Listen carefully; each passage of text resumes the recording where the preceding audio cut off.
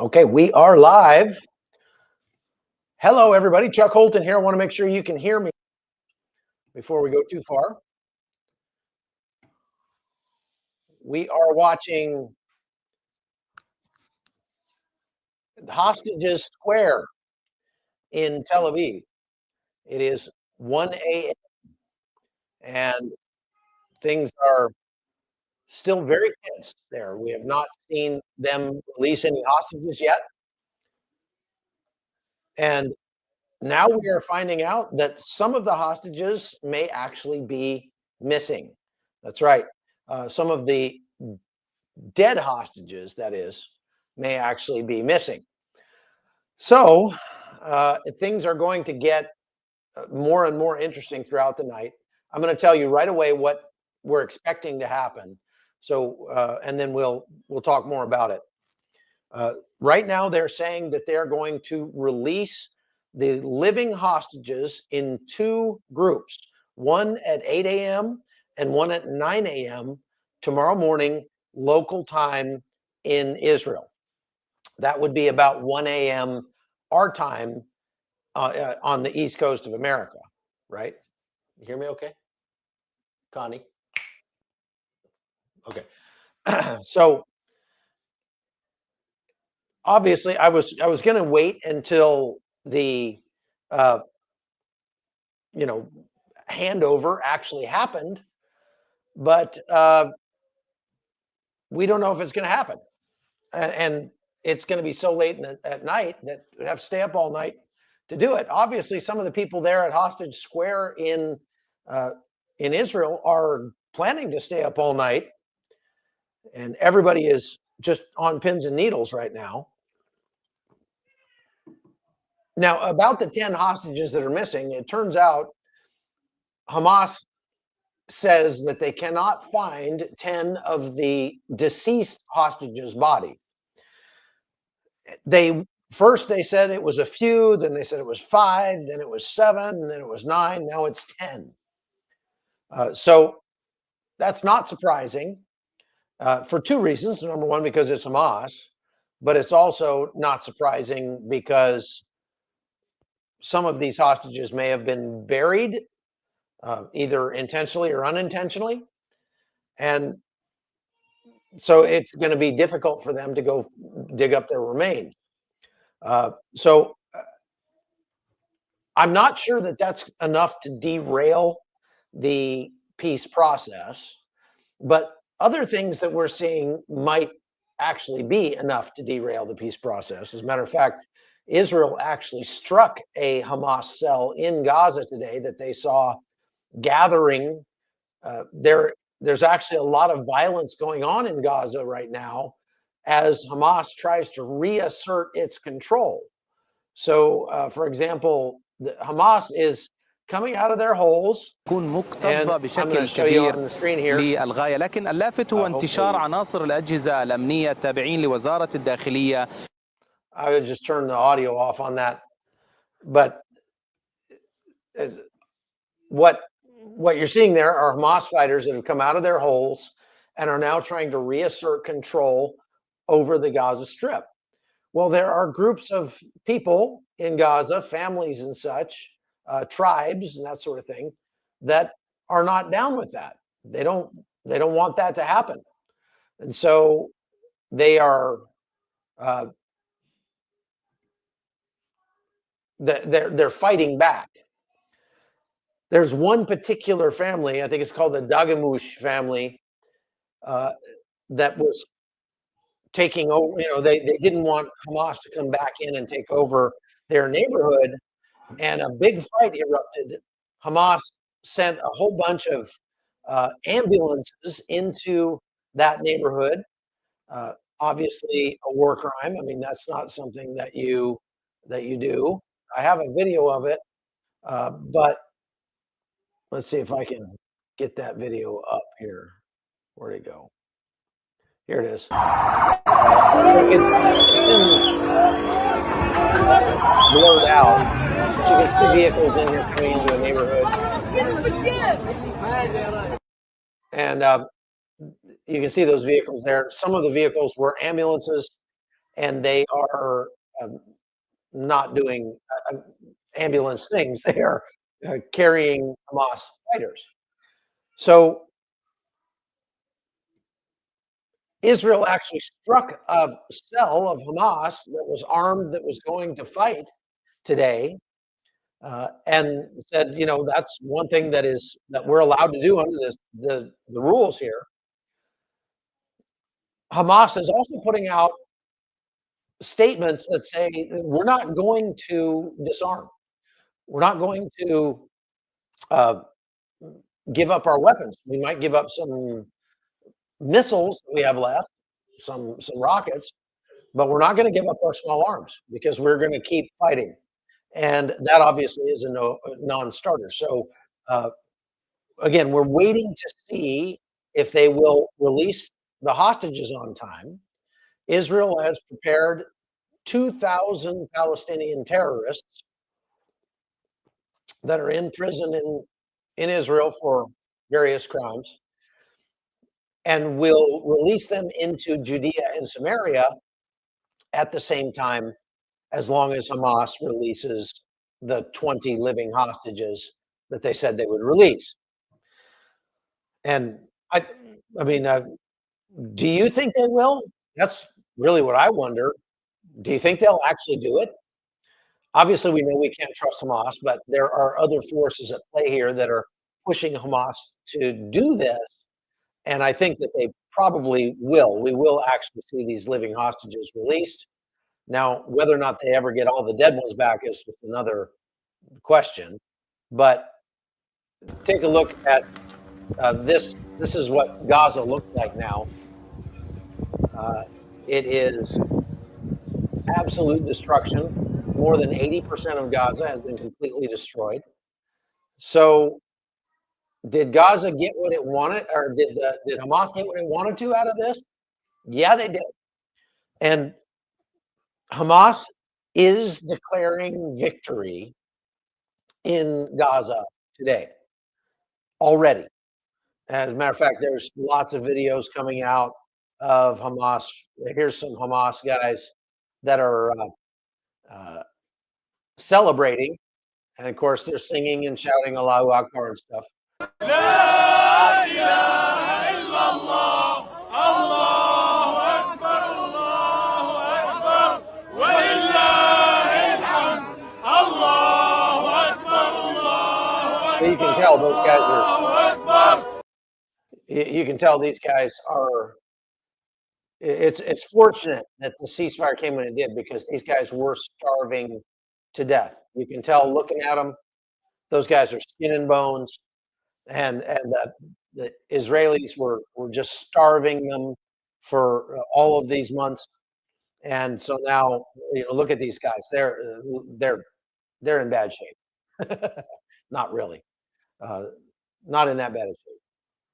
So President Trump just said, as he was getting on the plane, one of the press pool members asked him, "Is the war over?"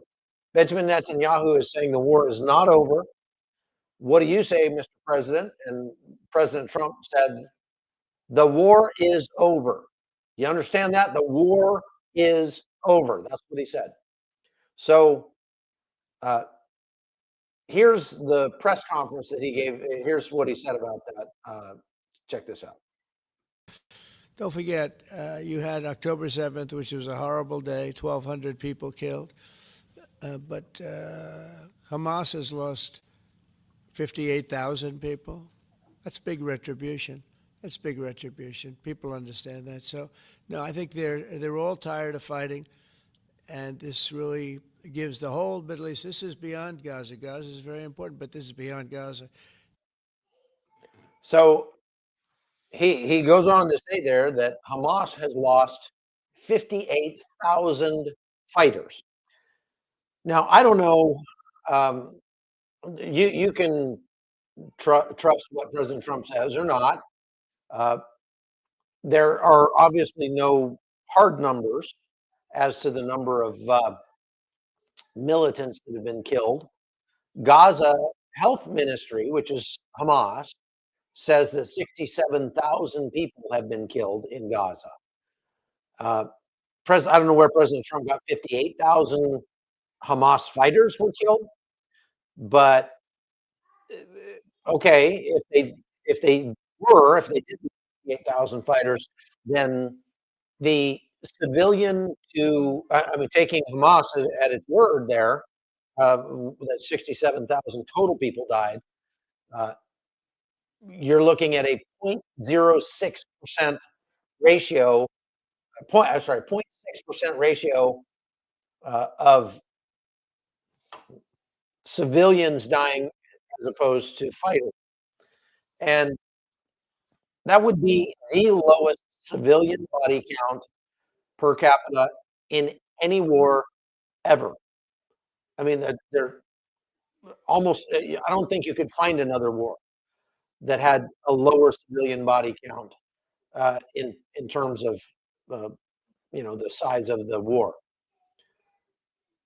But I don't think actually any of those numbers are any good. I don't think Hamas even knows how many people have died. I don't think President Trump. I don't think it's possible for uh, the IDF to actually get a good number because I've been in a lot of combat, and when you're shooting at bad guys who are shooting at you, very often you can't really see them, and so it's like I've often described it. Combat is it really simplifies your life because you just have to apply 11 pounds of pressure with your trigger finger and point it at the problem, and then the problem goes away. It's a very simple way to deal with life. However, um, it is definitely not possible always to go and find the guy that you just terminated.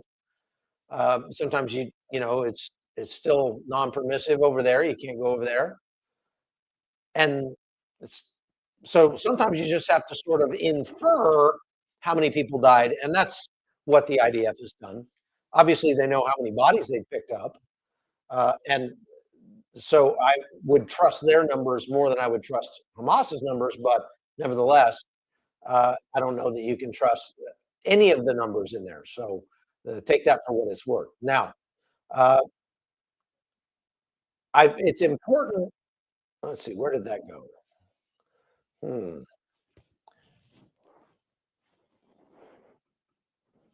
I want to give a shout out to our sponsors. We got over 3,500 people watching.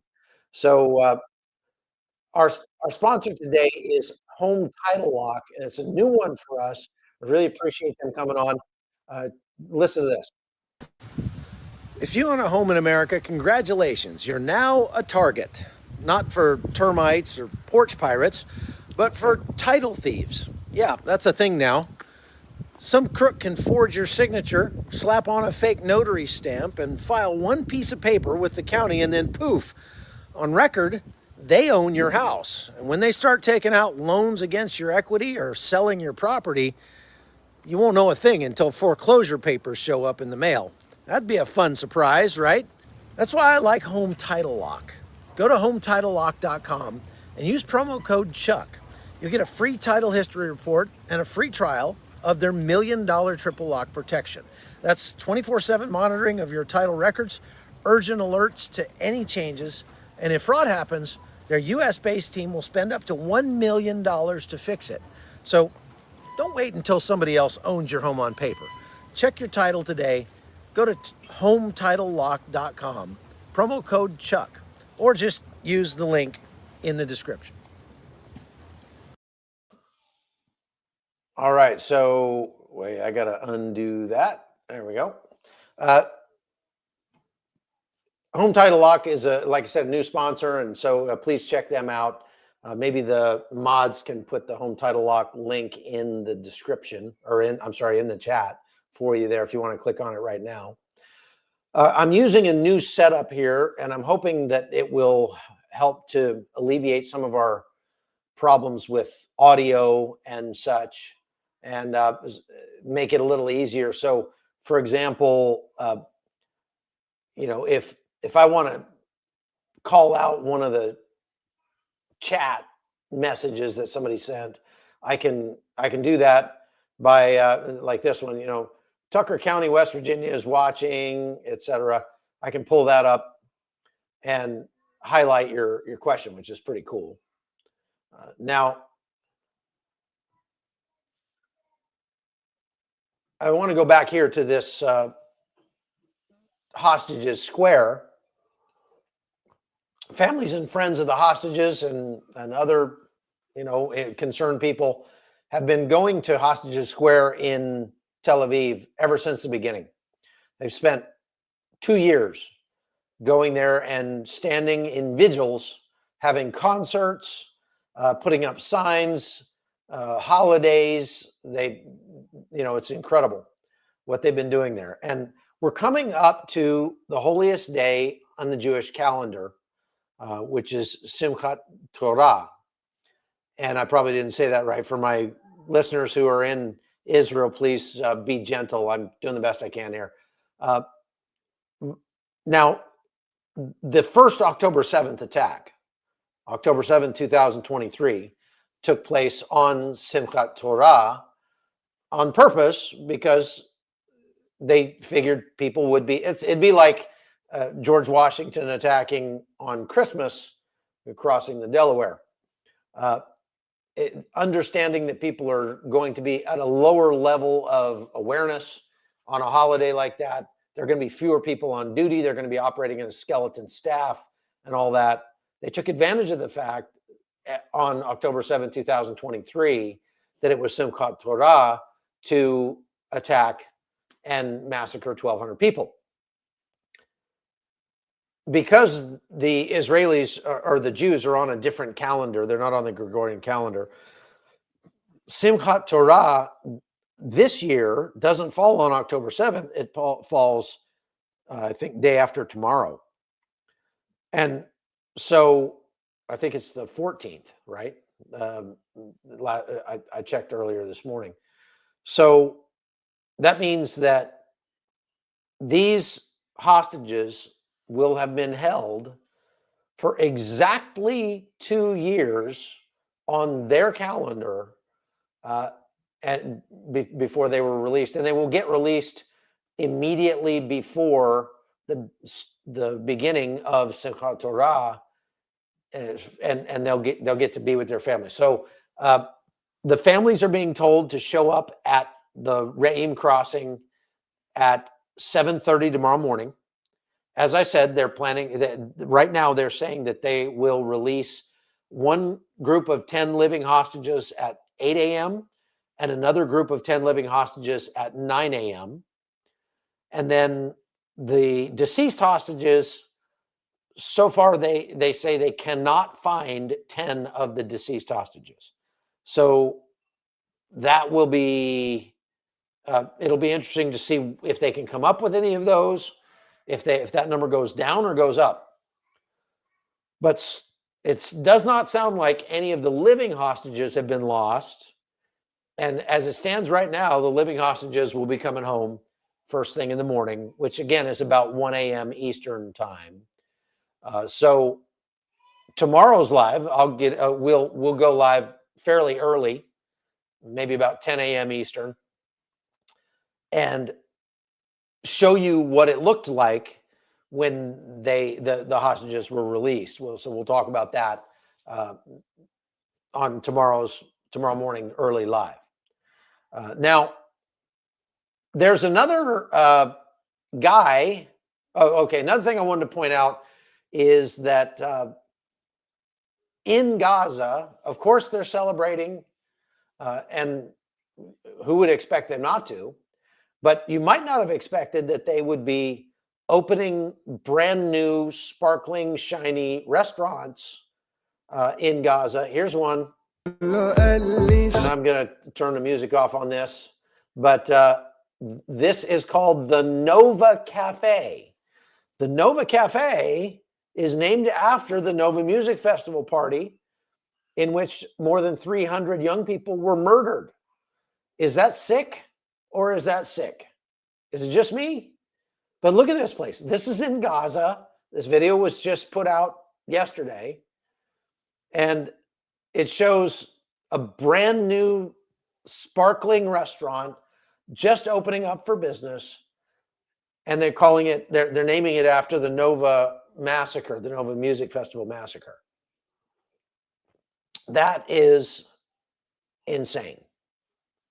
And to me, when, not if, Israel has to go back to fighting in Gaza, because I still believe there's going to be more IDF fighting in Gaza. When that happens, this restaurant will very likely have a tubular complaint lodged against it by a IDF drone. Just a guess. Just a guess. All right, so now let me get rid of that one. One other thing that we just found out a little while ago is that, do you remember Mr. FAFO in Gaza? This guy? You remember him? This is on October 7th. He's so excited to watch the rockets fly into Gaza, from Gaza into Israel. Oh, he's so excited. And we saw this guy get very famous. As a matter of fact, Mr. Fafo there, whoop, wrong one. He apparently raised about $13 million in donations for Gaza. And we don't know how many of those donations actually made it to Gaza or made it into his pocket, but he raised $13 million. He was very commonly seen on videos where he was injured and in the hospital receiving treatment. He portrayed dead Palestinian multiple times. They thought he had died. He was a press. He'd wear a press vest, then he'd be carrying a gun, and this guy he's just an actor. Well, apparently, Mr. FAFO there shuffled off this mortal coil today, not at the hands of the IDF, at the hands of Hamas. I guess they didn't need him anymore. This is a part of the clashes that were taking place down, I think it was in Deir al-Balah where this actually happened. But I told you that Hamas was fighting that Dagamouche family. Well, in that fighting, somehow Mr. FAFO bit the dust, and couldn't happen to a nicer guy. This guy got very popular. He made a lot of money off of this war, which is kind of sickening anyway. And Hamas is taking payback. Hamas is doing everything it can to reassert control over the Gaza Strip right now. And I have a video of them as they are about to execute some poor some poor Palestinian guys. I'm not sure exactly what is going on as far as why they got these three guys.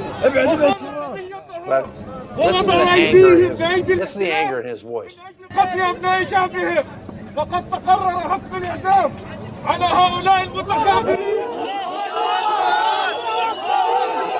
So everybody's saying Allah Akbar, Allah Akbar. These three poor guys are not long for this world. Now, obviously, we can't show you what happened after this, but you can imagine. And there have been many videos like this that have come out throughout this war. Hamas is incredibly brutal to its own people. And so they are going, I said this when they first announced this ceasefire, there is going to be a lot more violence in Gaza because everybody's going to be fighting for control. Hamas wants to reassert itself as the governing entity in Gaza. That may or may not happen.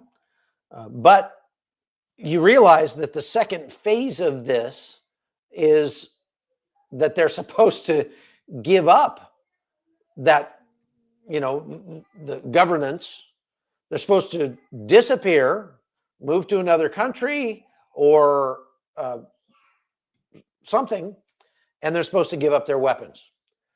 And if they don't, the IDF has President Trump's blessing to go right back to the fighting and continue to decimate Hamas. Apparently, they were able to get together about 7,000 Hamas fighters in central Gaza to try to reassert control. 7,000 Hamas fighters, it's a lot.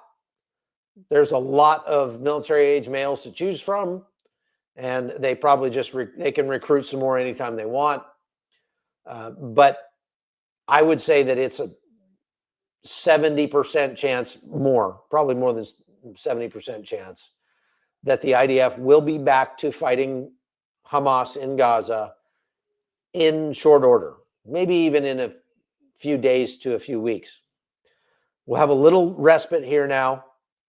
Obviously, Hamas is taking advantage of the fact that the IDF has pulled back to move into areas that were already cleared and then set booby traps and improvised explosive devices all over the place in the rubble.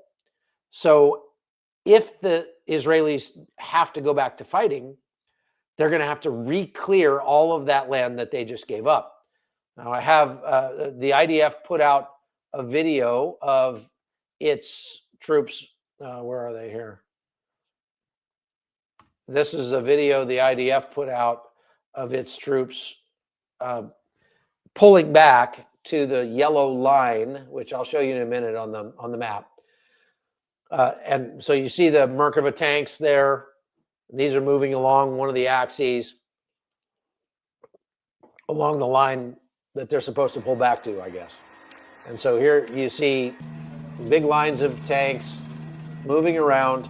But again, every piece of land that they give up, they can't just go back in and retake it easily. If they want to, they're going to have to probably fight for it or at least clear it once again, which means probably more lost lives, clearing these areas, especially built up with rubble. You see there, let's see if I can, I'm going to rewind that. You look at this, how easy it would be to bury a improvised explosive device in that road, how easy it would be to, hide out in the bushes or behind a berm or behind some of the rubble. And so the areas that the IDF has pulled out of are the built up areas of Gaza City and Rafah and Khan Yunis and Deir al-Balah, et cetera, et cetera. Those are the hardest areas to take. So you will, if they have to go back to fighting, you're going to see a lot more fighting, and it will take some time. But the good news will be Israel will not have to be careful worrying about striking their own hostages. And that should free them up to move a little faster and take the fight to the enemy a little harder than they could before. Okay, folks, I'm curious where you're watching from. Do me a favor and put in the chat box where you're coming in from. Let's take a look at this map once again. The blue line on this map is the limit of advance. That's as far as Israel has pushed into Gaza. And you can see that Gaza, the part of Gaza Israel did not control was much, much, much smaller. Now, why they didn't do this at the beginning, I don't know. I mean, when it comes to military strategy, overwhelming force is always better. So more is always better. And Israel tried to go in and clear an area and then leave that area and go on to a different area and clear that area and leave that area, go on to a different area. And meanwhile, the first area they cleared was already reinfested with terrorists. And it was, you know, not a good strategy. Did not work very well, because then there are some areas in Gaza that the IDF has had to clear 6 or 7 times. And so just not a great strategy. Eventually, what we saw here is they put enough troops into Gaza to squeeze Gaza to actually control all of the territory that they took over, to maintain control of that territory and keep squeezing the enemy into a smaller and smaller area. I think Hamas looked at that, at what was happening in Gaza City. They were losing, you know, their last major stronghold, and said, look, we're going to lose. I mean, I think they came to the realization, we're going to lose everything if we don't, you know, play ball here with the giving up the hostages and ceasefire. They're gonna take everything, and then we'll have to kill all the hostages, and they won't be worth anything to us anyway. So one way or the other, we're going to lose the hostages. So if we're going to lose the hostages one way or the other, the best thing to do would be to actually make a deal and turn them over, because that makes us look like a reasonable party here.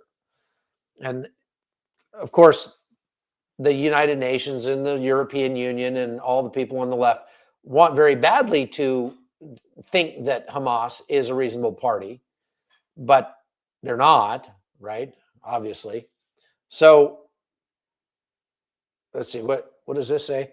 When you say Simchat Torah, you're saying it or pronouncing it absolutely perfectly in Hebrew. Oh, good. Thank you for that. I appreciate that very much. Brisbane, Australia. Okay, so I'm trying to figure out if I can see your questions here. Are you putting questions into the thing? Okay.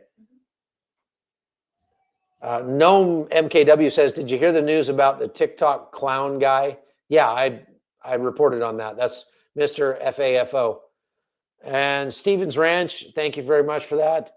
I appreciate your donation there. And are they letting Gazans back to Gaza? From Peach Roses. Yes, they are. Hundreds of thousands of Gazans are moving back into the areas that the IDF has pulled out of. But as you can see on this map, the IDF has only pulled back to the yellow line. And they control everything behind that yellow line. Now, for them to move back to the red line, Hamas would have to give up its weapons and disband. And again, I don't think that's going to happen. So if that doesn't happen, then, well, there you go. So let's see here. I got to go over to my question list here and see if we can get through those. I was hoping to be able to put them up on the screen, but I don't think I'm going to be able to do that today. We'll figure that out. Okay. Here's my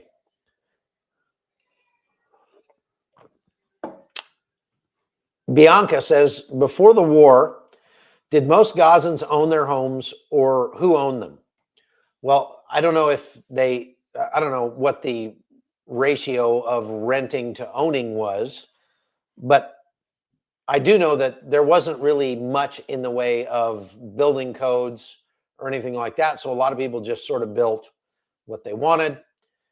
When Hamas was in power, I'm sure that Hamas had to get paid off before you could build something.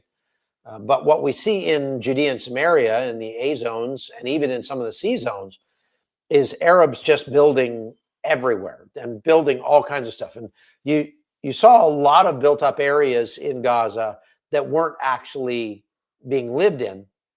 And you see a lot of that in Judea and Samaria as well, a ton. When you drive through Judea and Samaria, when you see the Arab villages, they're like, wow, they're really packed in. There must be a lot of people in there. But then if you look closer, you'll notice that a lot of the buildings don't have any windows. They're completely unfinished. And why is that? Well, because they're using donated money and they're just building on land to keep the Israelis from being able to build on that land. So it's kind of a race to see who can. And the Arabs will move in, no building permit, no title, no deed, no nothing, and just overnight will build a brick building on a piece of land. And then because Israel is a moral country, they can't just go in and knock it down. There's a process they have to go through before they can knock it down. And they eventually will, but it might take months or even years to work through the legal process to get the approval to tear it down. So I don't think Gaza is like that, because there is no Israeli presence, or there was no Israeli presence in Gaza. Now there probably will be, to some extent. So I'm not sure how it will go later, but we'll see. It's a very good question, Bianca. Okay, J-Lo, our friend J-Lo says, when the prisoners are released, aren't they supposed to be deported and not sent to Judea and Samaria? Some of them have to be deported, but most of them are going to Judea and Samaria. I think I read that only like 3 of the 2,000 prisoners that are being released by Israel will be allowed to go to Gaza, and the rest have to go to Judea and Samaria or somewhere else. Vivian Steck says, so why would Israel let the Palestinians go back into Gaza before the hostages are released? Well,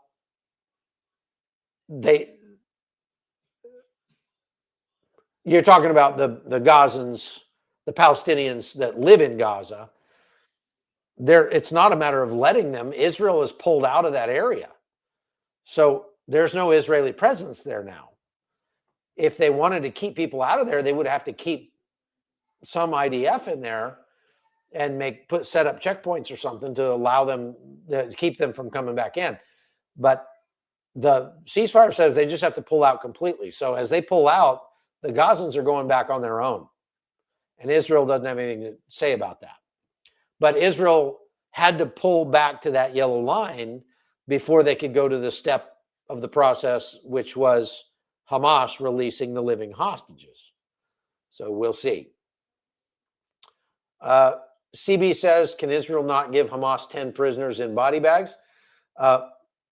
Well, I guess they could, but there's that whole morality thing again. And I think it makes pretty clear who's on the right side of this when you ask questions like that, knowing that Israel wouldn't do that because they have a moral military. Cheryl Miller says, do you think it's possible that Hamas is actually going to end up using this whole thing as a source of distraction in order to initiate a bigger attack in form of psychological warfare? Let's just say Hamas certainly has plans to attack Israel again. They may not be firmed up, they may not have a date, but from an ideological standpoint, Hamas is going to attack Israel again. Now, here's the rub. Israel is insisting that Hamas disband. Hamas needs to go away, can't be a thing anymore. And so what Hamas is saying now is like, okay, so we're not called Hamas anymore. Now we're going to be called the Gaza Security Services, the GSS. And that's what these guys are. I think I have a video of them standing around somewhere. Yeah, these guys here are the, keep the audio off on that. These guys are the Gaza Security Services. They say, no, we're not Hamas, even though they're in uniform. We're not Hamas. We were Hamas. Now we're the Gaza Security Services, and we're going to govern Gaza now. So they're trying to, play games here with Israel, and I don't think that's going to work out for them. But that's what they're doing. So, folks, we got over 5,000 people online. You can see that little ticker scrolling across the bottom. that is encouraging you to go to chuckholton.com. If you like my reporting and you want to get more of it, we put a lot of extra stuff up on chuckholton.com, like the reporting that I do for Newsmax, the reporting that I do for the Christian Broadcasting Network, and other places. If you don't know who I am, I'm a war correspondent for the last 20 couple years. Been to every war and disaster around the globe since in the last 2 decades. I was an Army Ranger before that, and a stockbroker for 10 years in the middle while, I was in the National Guard for a while, and then I became a stockbroker. And now I go to probably 25 different countries each year. I cover the wars and disasters that are happening around the globe. And if you want to get more of that reporting, make sure you're subscribed here on YouTube, and then go over to chuckholton.com and you can subscribe over there. Now, I also want to just take a second and say thank you to all of all the people that donated to our fundraiser for little Leah. Leah is an 8-year-old girl from South Africa. She lives in Panama, and she has cystic fibrosis. Her medications cost about $12,000 a month, and she needs a stem cell therapy that was going to cost $6,500. So we did a fundraiser, tried to raise $6,500, and we ended up raising about $30,000 for her. And you guys are amazing. Like, you could see that we had already reached our goal, and you wanted to help anyway. So you just kept giving and kept giving. And man, you're amazing. So maybe you can put the GoFundMe link up for Leah if you want. So anyway, I appreciate all of you who gave to little Leah. Now, let me go back to my questions here.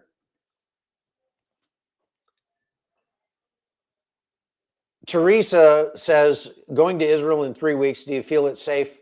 Yes, I do. As a matter of fact, it's probably safer than it's ever been. I mean, safer than it's been in a long time.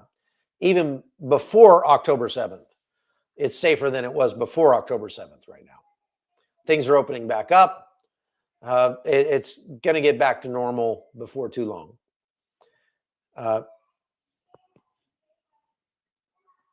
Bianca says, is the video of the restaurant made by AI? No.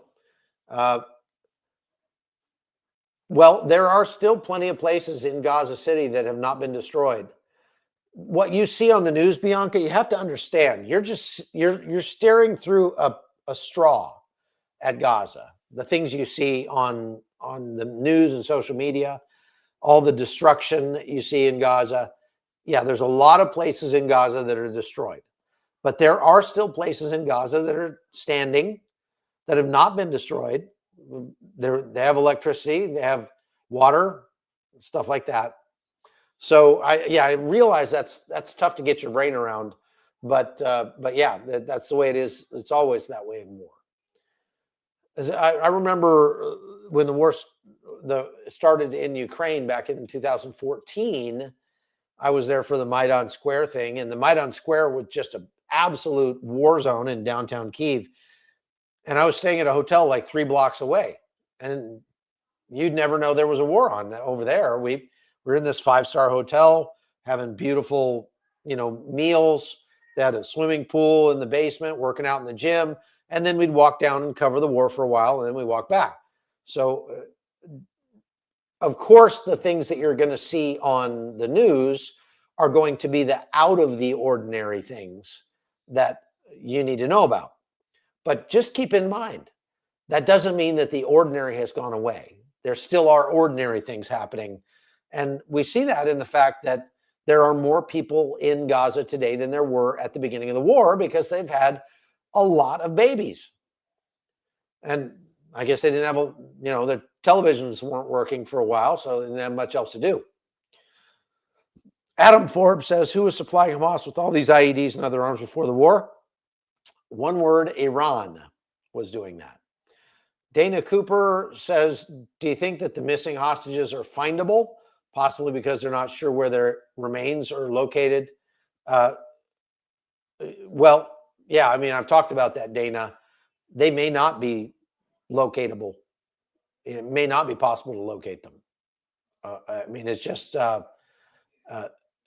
the nature of war.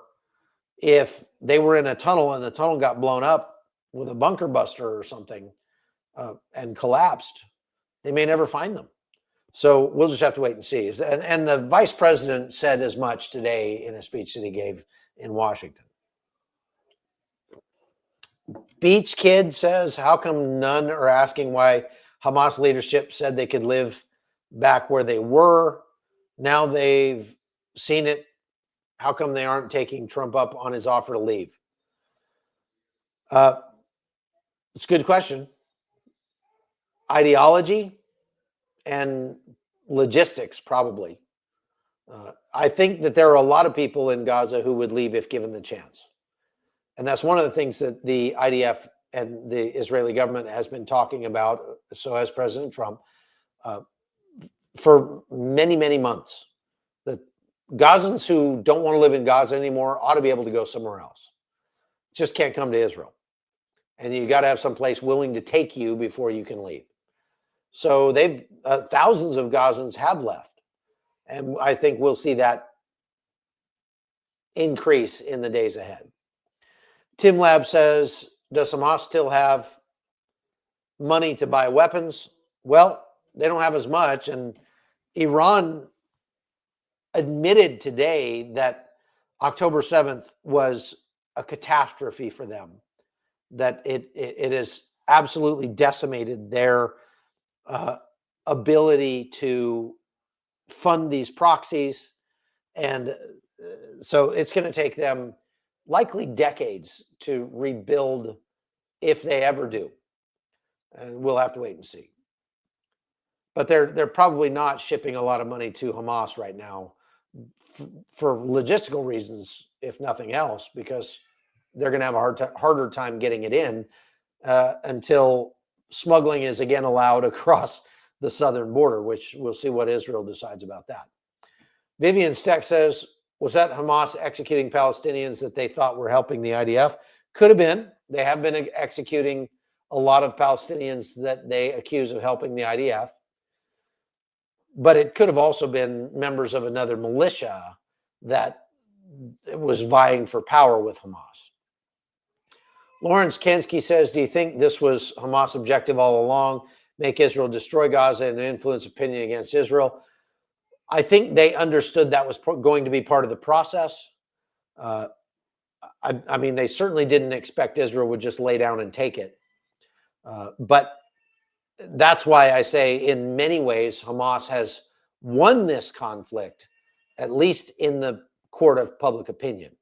And we see that because there are now enormous groups of people, all over, leftists all over the globe, who are still, even though there's a peace deal now, they're still protesting and saying that peace deal is not good enough. We're not going to accept a peace deal that was put together by President Trump. We don't like President Trump, so we're going to keep protesting and keep, supporting Hamas until there's a better peace deal than this one, which just shows you they didn't really care about the Palestinians in any way, shape, or form to begin with. LC says, isn't it more dangerous for them to return to West Bank? You're going to see a lot more fighting in the West Bank areas of Judea and Samaria. It's going to continue to be violent there, not just with the IDF and the police going in and raiding places and all that, but you're going to see more fighting in the West Bank areas between settlers. They're not settlers. They're Israeli civilians who can legally live in Judea and Samaria, and the Arab population that lives there. And then you're going to see the Arab population fighting among themselves as well. I think that's without a doubt going to happen. Ted Reinberg says, sorry, just got on this live. Just curious, why isn't Bibi attending the peace summit in Egypt? Bibi keeps saying this war is not over. President Trump says this war is over. And so we're going to have to wait and see, what comes of the peace process. But before we go, I want to take you back to Hostage Square over there, and we can just check out. I've got the sound off, but it's now almost 2 a.m. in Tel Aviv. These are Israelis that are there staying up all night to be there when the hostages are released. And so you're going to see great rejoicing across the land of Israel tomorrow if those hostages are in fact released. It's telling that Hamas decided they were going to release those two groups of living hostages before President Trump arrived. When they chose the time to do that, they decided they were going to release them so that President Trump could not be there to see it happen. It's just kind of a last minute, poke at President Trump. But President Trump gets there about 9 a.m. and then he's going to address the Knesset, and he's going to meet with hostage families, and then he's going to get on his plane. He's going to stay there about 24 hours. Then he's going to get on his plane and he's going to Sharm el-Sheikh in Egypt for the peace talks to start to negotiate the rest of the peace deal. So understand that this is a sort of this peace deal is a framework and not a finished item. Does that make sense? They've got the first couple steps in place, but after that, they still have to talk it out and figure out how to get to an actual end to the war. So as much as I hate to disagree with President Trump, I don't think the war is over. I don't think you can say that. President Trump desperately wants to say that so he can claim to have ended it, but I just don't think I don't think that's true just yet. That might be wishful thinking. Okay. So some people are saying that they have been asking about the stem cell treatments that I got done, and that Leah is going to get done, our little 8-year-old girl with cystic fibrosis. There's a lot of people that have said that they would like to get that stem cell treatment as well. It's available in the United States for pretty much first time, and much cheaper than the ones that you can get done in Panama and elsewhere. So if you're interested in that, just send an email to info@holtonnews.com. We've had 24 people that we know get the stem cell treatments, and it has cured arthritis. It has cured asthma. It's helped with autism. It's saved people's lives that were literally just circling the drain, about to die, and brought them back from the brink. It's helped with dementia patients. I mean, all sorts of stuff. I had it done hoping it would fix my back. The doctor says it probably helped to reduce the rate at which my back is deteriorating, but it's not going to completely fix it because I blew a couple discs. But anyway, how to get on that? All right. Thank you so much for being a part of the Hot Zone today. Again, let me just recommend that you go check out chuckholton.com and get a lot of extra stuff over there. And we will see you again tomorrow. We'll be going live about 10 a.m. Eastern to talk about what happened at 9 a.m. Israel time. So we'll see how it goes. All right. God bless you. Thank you very much for watching, and we will see you next time.